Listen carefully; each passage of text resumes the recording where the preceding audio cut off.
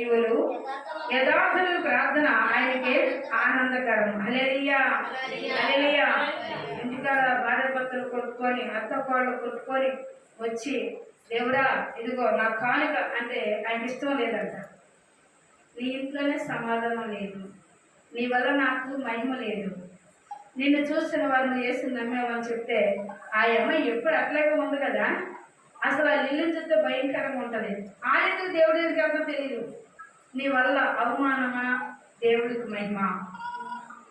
అవమానం. దేవుడు అంటున్నాడు, దేవుడు సమాధానకర్త ఉన్నాడు కాబట్టి వాక్యం నేర్పించినట్లు నువ్వు నడిస్తే, వాక్యానికి లోబడితే దేవుడికి లోబడినట్టే. దేవుడే వాక్యమై ఉన్నాడు కాబట్టి. అందుకే ఇక్కడ మనం చూస్తే ప్రియులారా, యథార్థం చేసిన ఏమిచ్చిన ఇవ్వకపోయినా హృదయంతో ప్రార్థన చేసినప్పుడు దేవుడు ఆలకిస్తాడు.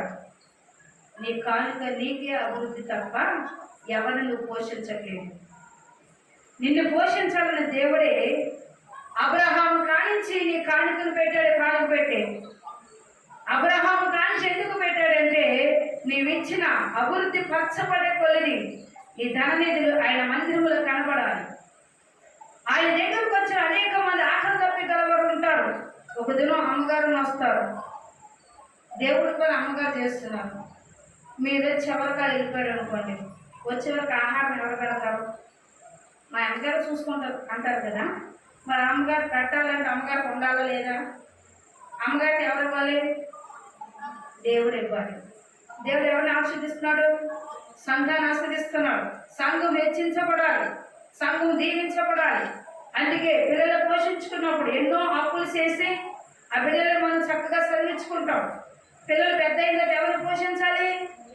తల్లి తండ్రిని. అయ్యా నాకేం సంబంధం లేదు, నా జాబ్ వచ్చింది, నా భార్య వచ్చింది, నా సంపద అంటారా?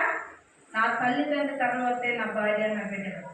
ఎందుకంటే తల్లి తండ్రి సన్నదించిన వాడు దేవుడికి శిక్షకుడై ఉన్నాడు. హల్లెలూయా హల్లెలూయా.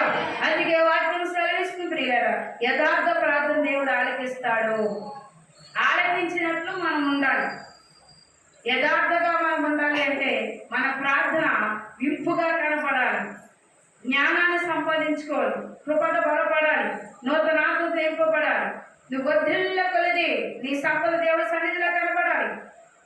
పార చూస్తున్నారంట, నేను ఎవరిలో పోషిస్తున్నానో వారు తెచ్చిన దాన్ని అక్కడ ఉంటాయి, ఇంకోటి ఇవ్వాలి.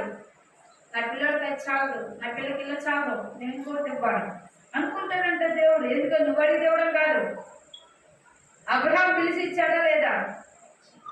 అబ్రహాను పిలిచి ఇచ్చాడా లేదా? మరి ఇన్నేను పిలిచి ఇచ్చాడా లేదా?